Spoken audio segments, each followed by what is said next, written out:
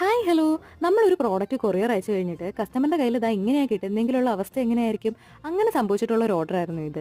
ഈ ഒരു ഓർഡർ തരുന്ന ടൈമിൽ കസ്റ്റമർ ഏതൊക്കെ കളേഴ്സ് എവിടൊക്കെ വരണമെന്നും ഡിസൈൻസിൽ എന്തൊക്കെ ചേഞ്ചസ് വരുത്തണമെന്നും അതുപോലെ തന്നെ ബീഡ്സിന്റെ ഗോൾഡൻ ഷെയ്ഡ് എങ്ങനെയായിരിക്കണം എന്നൊക്കെയുള്ള കാര്യങ്ങൾ വളരെ ഡീറ്റെയിൽ ആയിട്ട് പിക്സ് അയച്ചും അതുപോലെ തന്നെ മാർക്ക് ചെയ്തും ഒക്കെ എനിക്ക് പറഞ്ഞു തന്നിട്ടുണ്ടായിരുന്നു. അതുകൊണ്ട് തന്നെ ഈ ഓർഡർ ചെയ്യാനും എനിക്ക് ഭയങ്കര ഇൻട്രസ്റ്റ് ആയിരുന്നു. അങ്ങനെ അവസാനം കസ്റ്റമർ പറഞ്ഞതുപോലെ എല്ലാ കാര്യങ്ങളും ചെയ്ത് നമ്മൾ കൊറിയർ അയച്ചപ്പോൾ ദാ അവസ്ഥ ഇങ്ങനെയായിരുന്നു.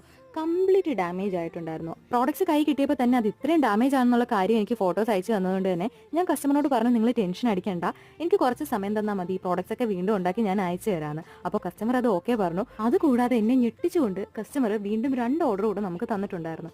അതും ഇതുപോലെ വളരെ ഡീറ്റെയിൽഡ് ആയിട്ട് എല്ലാം മാർക്ക് ചെയ്ത് പറഞ്ഞിട്ടുണ്ടായിരുന്നു. അങ്ങനെ ഫൈനലി പൊട്ടിപ്പോയ 2 ജുംകാസ് വീണ്ടും ഉണ്ടാക്കിയതും പുതിയ 2 ഓർഡറും ചേർത്ത് മൊത്തത്തിൽ 4 പെയർ ജുംകാസ് കുറച്ചുകൂടെ സേഫ് ആക്കി ഈ വട്ടം ഒരു ബോക്സിനകത്തൊക്കെ ആക്കിയിട്ട് നമ്മൾ കസ്റ്റമറിന് അയച്ചു കൊടുത്തു.